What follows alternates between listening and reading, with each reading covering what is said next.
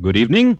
This is Crime Classics. I am Thomas Hyland with another true story of crime. Listen. That's the way the doorbell sounded at number 14 Pembroke Street in Glasgow, Scotland.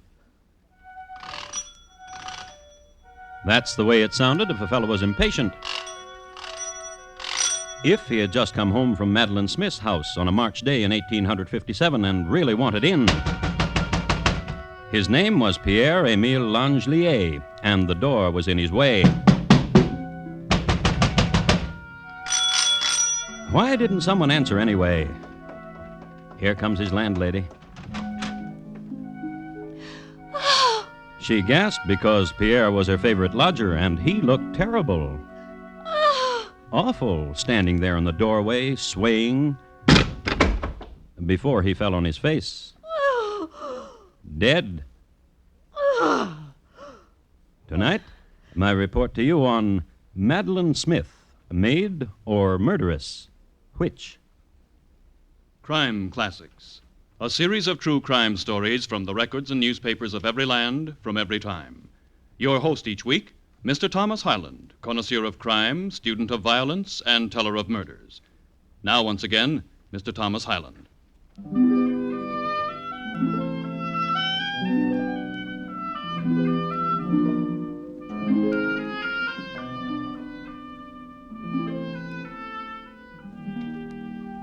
Even in the middle 1800s, Kelvin Grove Park was a place to be reckoned with in Glasgow, in the springtime particularly. A bonny place, a place of greens and merry shouts, where gambled the bekilted young people, or the more serious ones where they strolled hand in hand toward some magical and shady and secret glen. In a street which paralleled the park, Pembroke Street, there was a red brick house. It was owned by Mary Perry, a woman of 50 who liked imaginative men, young men of elegance and foreign flavor, like her lodger, Pierre-Émile Langelier. In all my travels the world over, my dear Mademoiselle Perry, I have never seen such a girl. Once in Algiers, perhaps. But that is another story. Temps perdu, temps perdu. For the last week, you've done nothing but talk about this young lady, Pierre. Where did you see her today? Auprès de la ducks, where the pond for them is, throwing to them little pieces of bread, and some, more brave than the rest, would swim close to her, and she would make small noises to them, and feed them from her hand. And what else, mademoiselle? You will never guess. Oh, tell me. Her name is Madeline. Madeline Smith. Oh, how do you know? This morning there was a maidservant with her, and they became separated for a moment, and I approached the maidservant. With that way you have, I'll wager. That thing you do with your moustache. Well, yes. Yeah, do it for me. No, mademoiselle. Ah, please. No, mademoiselle. Oh, s'il vous plaît. Very well. Enough. And from the maidservant you learned the lady's name? Yes, and what her father's name is and where she lives. Oh. Her father is Monsieur Smith, the architect, a man of wealth and position. I spent the rest of the morning trying to locate his bank. And did you? Certainement. He is very wealthy, which makes Madeleine a beautiful young woman with a wealthy father. Ah, I'm happy for you, Pierre. Oh, but alas, Madeleine is still to me a stranger. But you know so well how to... No, this is a young lady of refinement. I love her very much. If I should do this thing you like me to do and she would laugh at me, I would jump into the duck pond and drown myself forever. Then how would you meet her? Will you help me? Oh, chère mademoiselle, will you help me?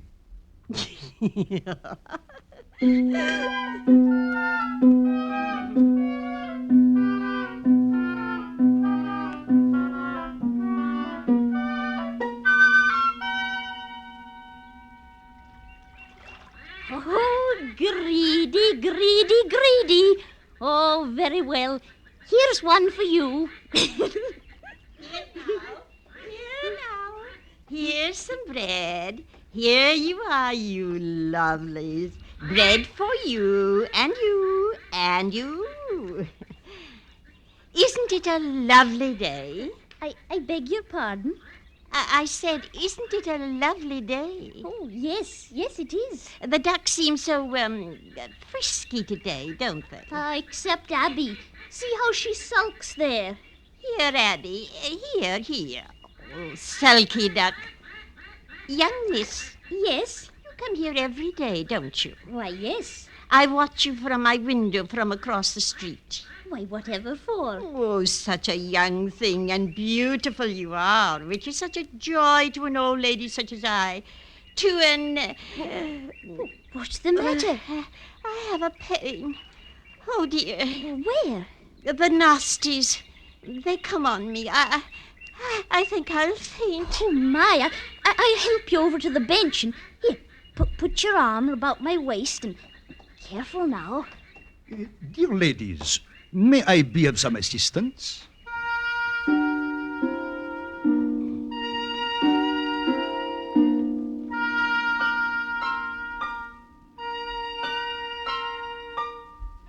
I have here a home medical advisor of the era.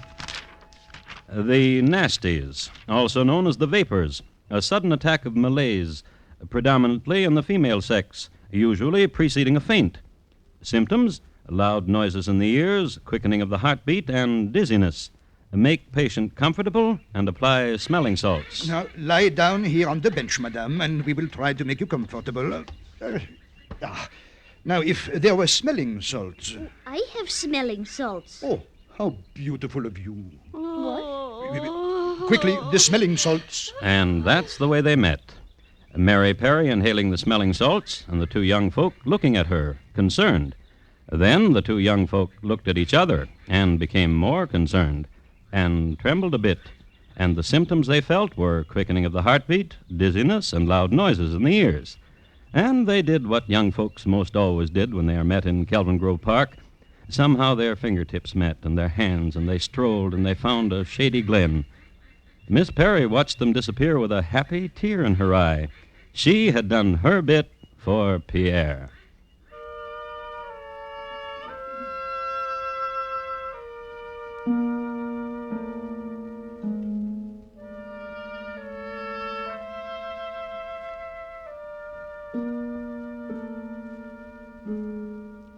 Things went so well between the two young people that a couple of weeks later, this was the state of affairs. Your mama and papa? Asleep. Oh. Quickly. Come on in. Careful. Every time you come through this window... Then why do you not put the lamp in another place? Oh, Mimi. Oh, my darling. Chérie. Love. Mimi. Oh, we will marry. Oh, wonderful.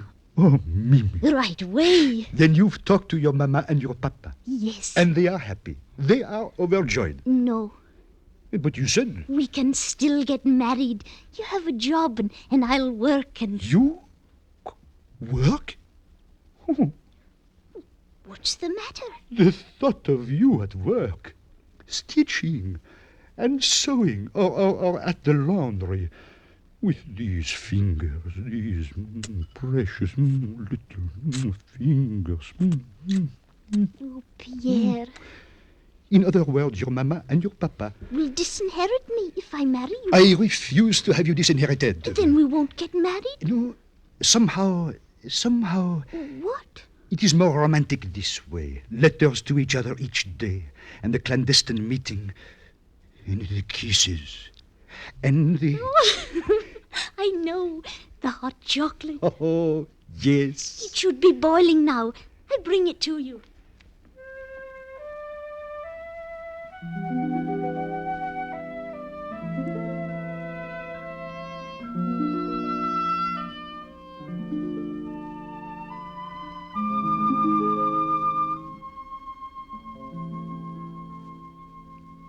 And that was the romance.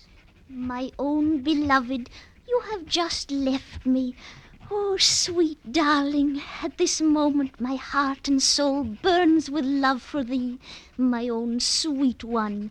Oh, what would I not give at this moment to be your fond wife?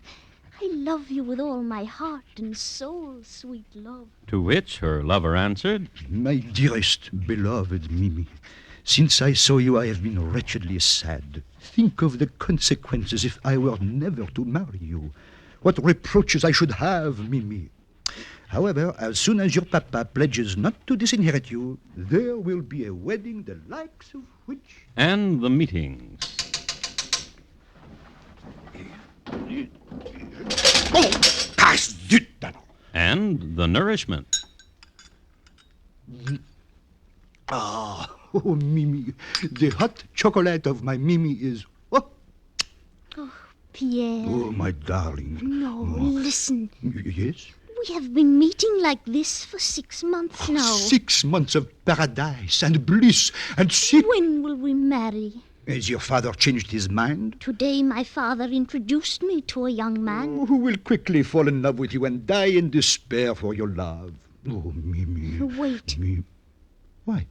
His name is William Minnock, and he is handsome and he is rich. And? Oh, Pierre, I do wish we could get married.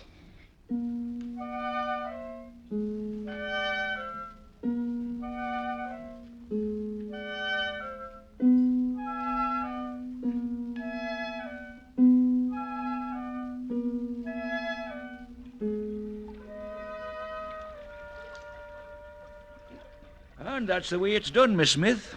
Manipulation. Borrow from one stock to buy the other, and when the other has gone up, then we pay back. You see? And that is how one becomes rich, Mr. Minnock? Well, is it? Oh, I suppose so. Oh, Miss Smith. Careful, careful, you'll fall. Perhaps you'd just better row, Mr. Minnock. All right.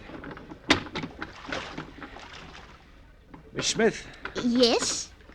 William? you said William. Yes, I did. And may I call you Madeline. Madeline? Madeline, Yes?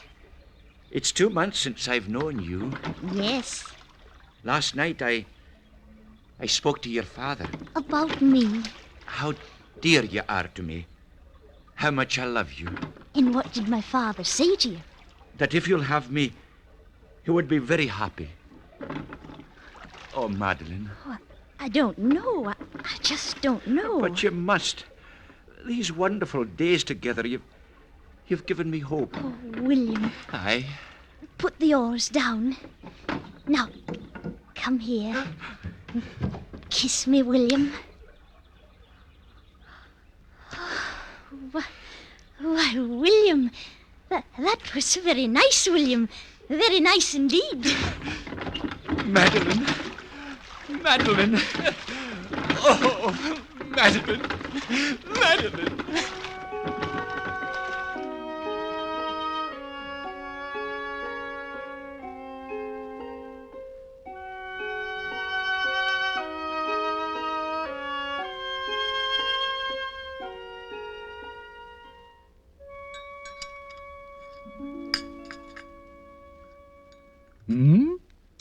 Better and better gets your hot chocolate, chérie. My sweetheart, my love. There is something I must ask you, Pierre. Yes, My letters. I have saved every one. I want them back. But why, my pigeon? Well, I think sometimes of what I've written to you, and such outpourings. But your outpourings are from my eyes alone. Oh, give them back to me. No. But why not? I will tell you why not, little dove.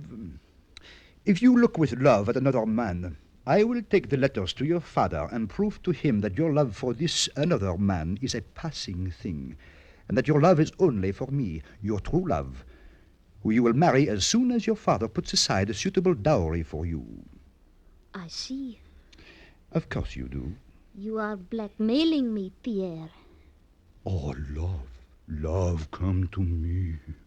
Kiss me, kiss me. How cool your lips are, love.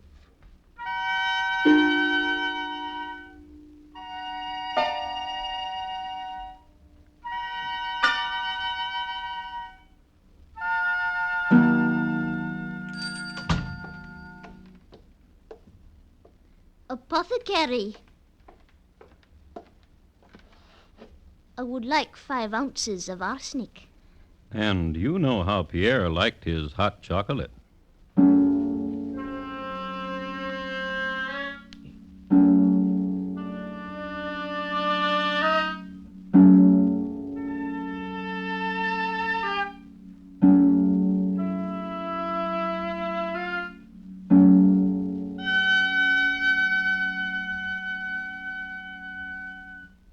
You are listening to Crime Classics and your host, Thomas Hyland.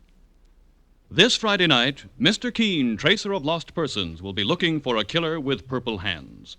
When a wealthy widow is killed, Mr. Keene uncovers the fact, fatal to her killer, that purple hands will reveal who was guilty. Don't miss CBS Radio's Mr. Keene in action this Friday evening over most of these same stations, taking on the case of murder and the killer with purple hands. And now, once again, Thomas Hyland and the second act of Crime Classics, and his report to you on Madeline Smith, Maid or Murderess, which?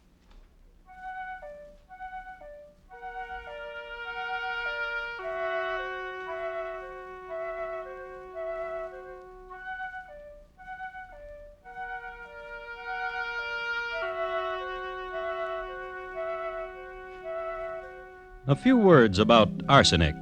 Its number on the Mendeleev table is 33. Its atomic weight is 74.93, and it has a valence of 3 and 5. It is of a silvery luster, but be careful about exposing it to the air, since it will tarnish readily. It is used widely in glass works, in making pigments, in calico and indigo printing, and for poisoning animals. Some people eat it. In the Balkans in particular, it is possible to brush shoulders with arsenic eaters. Other people, however, less innocent, use arsenic to poison people. Still other people use arsenic to poison themselves. I would like to remind you that Madeline Smith, a beauty of Glasgow, Scotland, purchased 5 ounces of the stuff from McCunnert, the apothecary. But then arsenic was also used for the skin, as a clarifying agent, it is said.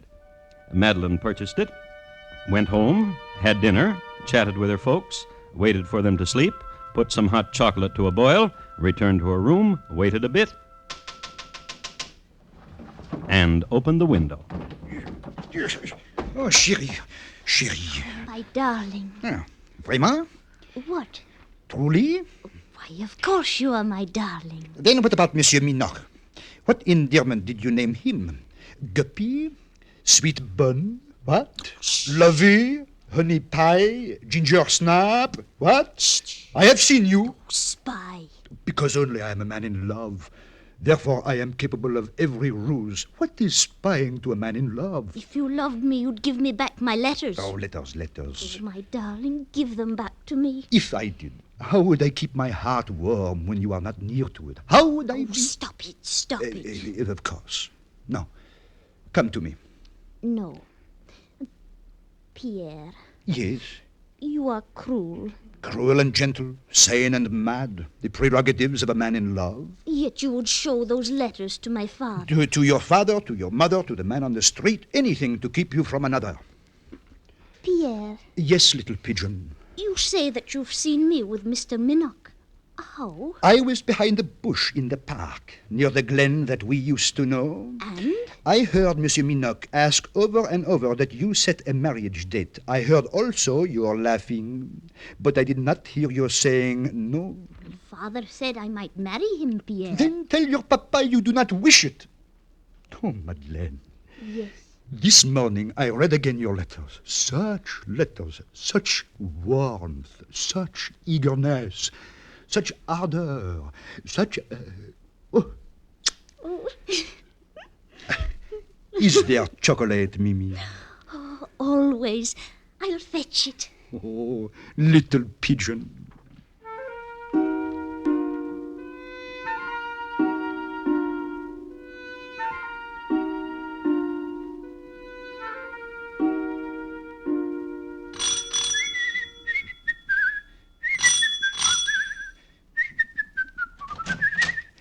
Come in, Pierre. Entree. You're happy. Oh. Your Madeline was, And you? Me? The most perfect landlady in the whole world. Pierre! Help me. Help me. What's the matter? You have the nasties. You have... Miss Perry knelt over Pierre, and she knew right away it wasn't the nasties. His eyes were rolling around, and his mouth was grimacing in wordless pain. She went for the cologne, dabbed a little on herself, came back, dabbed a little bit on her lodger. A little later, she helped him up the stairs. Lean on me, Pierre. Lean on me. And helped him to his bed. Miss Perry was never so efficient as when there was a helpless man about. The next morning, Pierre was completely recovered. The next night, he went to visit Madeline in her chambers again, refused to give up the letters again, and had some of that good hot chocolate again, came home to Miss Perry and fell flat on his face again. This time he was in bed for 3 days, which brings us to the evening of March 23rd. As he was walking toward his sweetheart's house, Madeline Smith was attending Mr. Minnoch. Oh, come sit by me, William. Sit here by me. I wish to talk with you. Oh, aye. Dear William, do you love me very much, William? Oh, aye. How much? From here to a star, Father. Suppose, William... Hush, hush, hush. Oh, but you must listen. No. You listen to me. If you're about to tell me about that Monsieur, about Pierre Langelier, don't. I have heard whispers, but I deny them with a laugh and a shrug and a... What's that? The shutter, perhaps. Nothing. I'll see what it is. Oh, and, William... Aye, love. There's some chocolate on the kitchen table. Put it on the stove over the fire. Of course, love. And wait for me down there.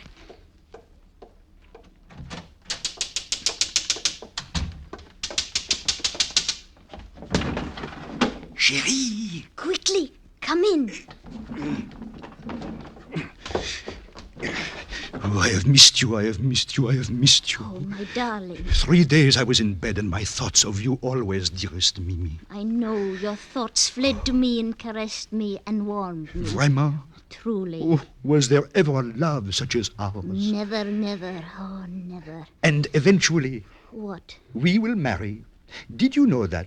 Do you truly think so? Whoa, what manner of man would I be? This is tapping upon the window, this stepping over the casement to your arms. Of course we will marry someday. Oh. Of course.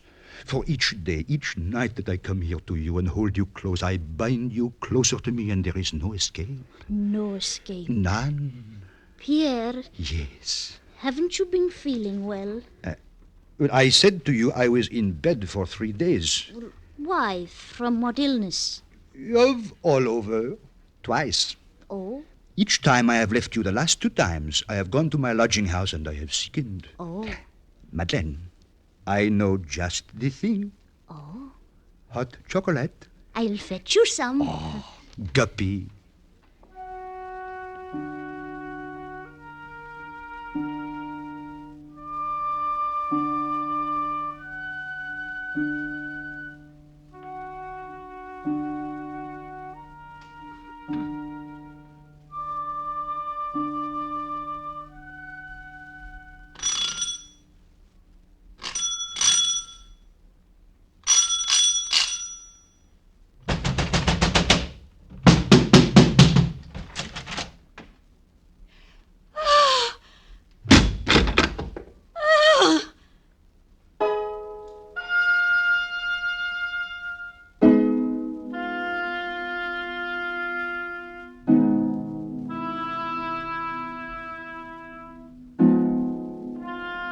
Pierre Émile Langelier, dead.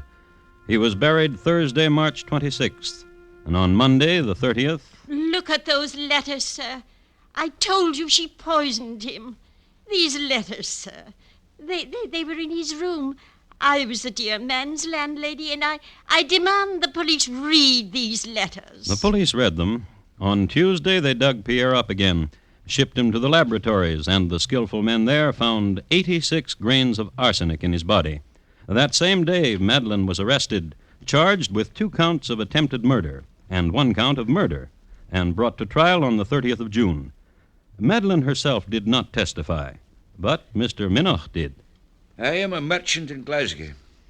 In the course of the last months, I paid my addresses to Miss Smith, and I have made proposals of marriage to her. She accepted. I knew, of course, that she knew a man named Pierre-Emile Langelier, but I was unaware of an attachment or peculiar intimacy between she and this man. And of the letters this court has read, What of the letters, Mr. Minoch? I don't know what to say. Yes, I do. I'm shocked. I'm deeply shocked. The trial lasted 9 days. To one charge of attempted murder, Madeline Smith was found not guilty. To the other charge of attempted murder, the verdict brought in was not proven. To the charge of murder, the verdict, not proven. I want to congratulate you, Madeline, on your acquittal. Oh, and now we can be wed. Oh, no. I'm off to India. However, she did get married twice, and she came to America. She lived till she was 90 years old. An amazing thing, her complexion always clear and youthful. She was a frequent sight at the drug counters, a big buyer of arsenic, wherever she was.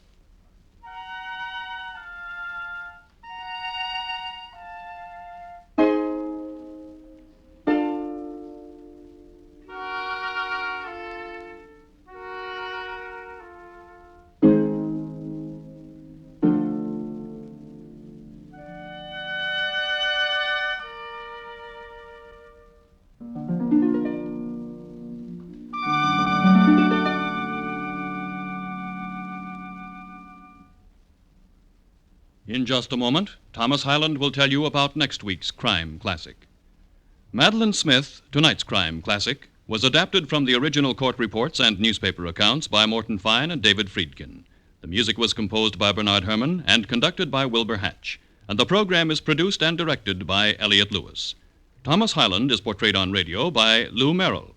In tonight's story, Betty Harford was heard as Madeline, Florence Walcott as Mary, John Daner as Pierre, and William Johnstone as Minoch. Gil Warren speaking. And here again is Thomas Hyland. Next week, the state of Vermont. In those years from 1812 to 1820, the hills were green and filled with the little people, and it was worth your life to be caught with them. My report to you will be on the Bourne brothers and the hangman, a study in nip and tuck. Thank you. Good night. About 58 million of us will have to file our income tax returns to Uncle Sam's Collectors of Internal Revenue by March 15th. Taxpayers entitled to refunds will get them sooner by filing early. Every citizen, regardless of age, with 1953 income of $600 or more, must file a return. Returns should be complete and accurate, signed by taxpayers. Joint returns signed by both husband and wife. File your federal income tax return early. Assistance is free at any collector's office.